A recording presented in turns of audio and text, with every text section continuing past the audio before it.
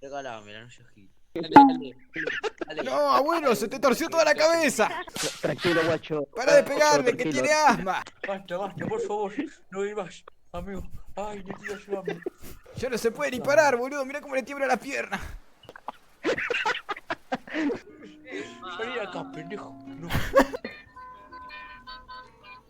Flaco, estamos en un consultorio, no estamos en el campo, No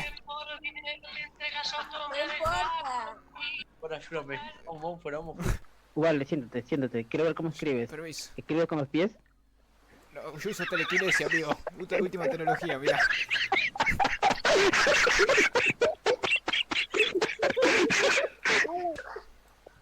Y bueno, estás re guapo. Pará, flaco, agarrá la escoba y usala para barrer. ¿Qué lo usás para pegar a la gente? Anda a barrer, loco. Dale.